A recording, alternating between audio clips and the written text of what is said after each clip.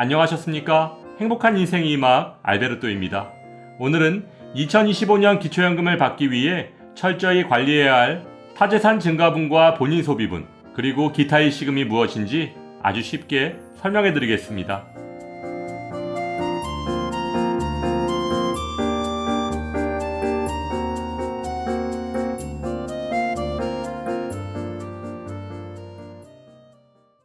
현재 우리나라의 연금재정 건전성과 고금리, 고물가 등 경제 여건을 고려할 때 2025년도에도 기초연금 40만원 전체 지급은 불가능해 보이는 것이 사실인데요.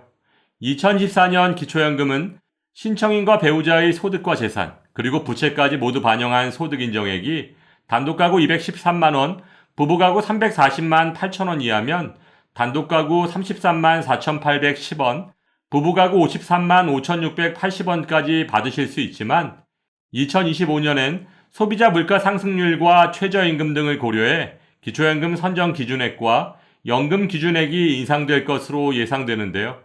현재 국회에서는 기초연금 수급 대상 70%를 그대로 유지하자는 민주당과 수급 대상을 40에서 50%까지 줄이고 더 많이 지급하자는 국민의힘이 팽팽히 맞서고 있고, 여기에 연금 재정의 건전성을 강조하고 있는 윤석열 정부의 입장까지 고려한다면 기초연금 노인 전체 지급을 기대하기보다는 기초연금 신청 전 본인 소비분과 기타 일시금 등 재산 소득 요건을 철저히 관리하시는 것이 기초연금 수급 가능을 높이는 가장 현명한 선택이라고 할 수 있습니다.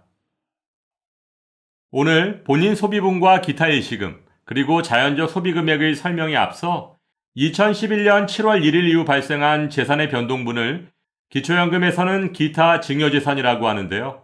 기타 증여재산의 범위는 타인 또는 가족에게 무상 양도 또는 단순 명의 변경 등을 통해 재산을 양도한 경우를 말하며, 공익자선 등의 목적으로 종교단체 및 사회복지법인 등에 기부한 경우도 기타 증여재산에 포함되고 있습니다. 이 또한 기초연금법에서 정한 증빙자료를 제출하지 못하면 모두 신청인의 소득인정액에 반영하고 있으므로 기초연금에 매우 불리하게 작용합니다. 그렇다면 2011년 7월 이후 발생한 재산의 변동분, 즉 기타 증여재산에서 공제받을 수 있는 종류는 어떤 것들이 있을까요?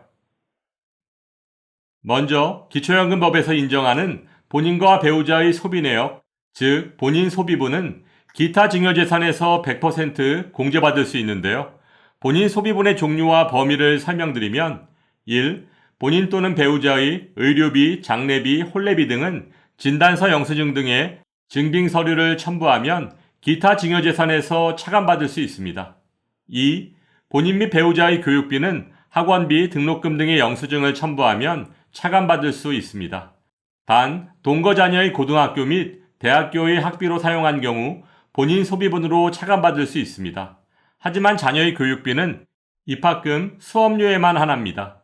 또한 모든 간이 영수증은 본인 소비분으로 인정받을 수 없습니다. 3. 이혼에 따른 위자료 및 양육비도 혼인관계증명서, 등기부, 이혼합의서, 법원 판결문, 계좌이체 내역서 등을 첨부하시면 기타 증여재산에서 차감받을 수 있습니다. 기타 증여재산에서 공제받을 수 있는 두 번째는 타재산 증가분입니다. 타재산 증가분이란 본인의 재산을 처분한 금액으로 다른 재산을 취득한 경우나 부채를 상환한 경우 기타 증여재산에서 공제받을 수 있는데요.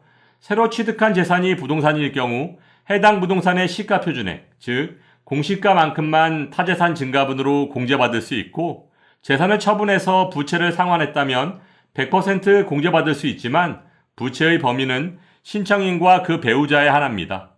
마지막으로 재산을 처분한 금액으로 전세계약을 체결했다면 임대보증금을 타재산 증가분으로 공제받을 수 있습니다. 기타 증여재산에서 공제받을 수 있는 세 번째는 자연적 소비금액입니다.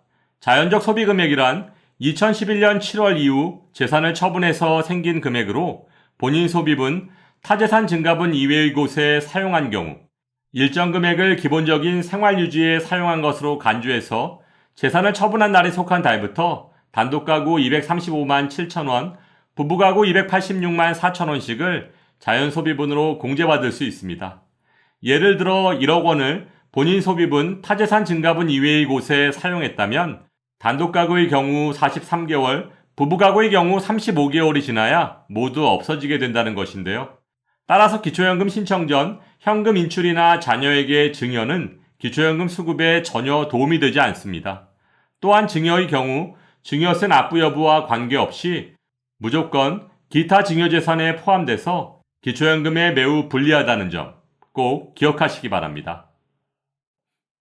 또한 어르신들께서 궁금해하시는 기타 일시금의 종류와 처리 방법에 대해 설명드리면, 먼저 기타 일시금의 종류는 첫째, 각종 연금의 퇴직급여, 둘째, 사망 일시금이 있습니다.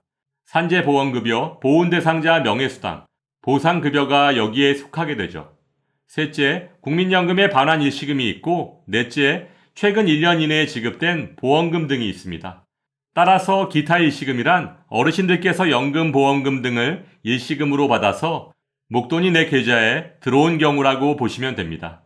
그렇다면 이렇게 기타 일시금이 내 계좌로 들어온 상태에서 기초연금을 신청하면 기초연금 심사부서에서는 과연 어떻게 처리할까요?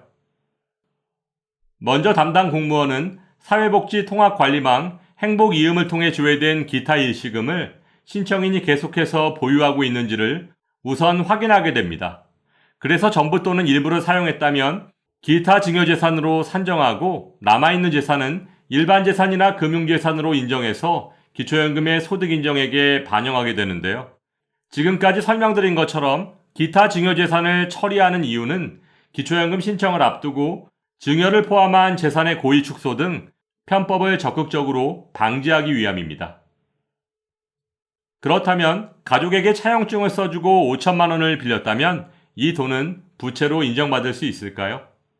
기초연금 산정 시 차용증에 의한 가족 간의 금융거래는 부채로 공제받을 수 없으므로 모두 신청인의 금융재산에 포함되고 차용한 돈을 모두 사용했다면 기타 증여재산에 포함됩니다. 따라서 기초연금 신청 전 가족 간의 돈거래 정말 신중히 결정하셔야 합니다. 지금까지 설명드린 타재산 증가분, 본인 소비분, 자연적 소비금액, 기타 일시금 등을 잘 관리해서 2025년에 좋은 결과 있으시길 바라며 오늘도 알베르토가 어르신들의 행복한 인생 2막을 응원하겠습니다. 행복한 하루 되세요. 좋아요, 구독, 그리고 알림과 공유는 좋은 콘텐츠를 만드는 힘이 됩니다.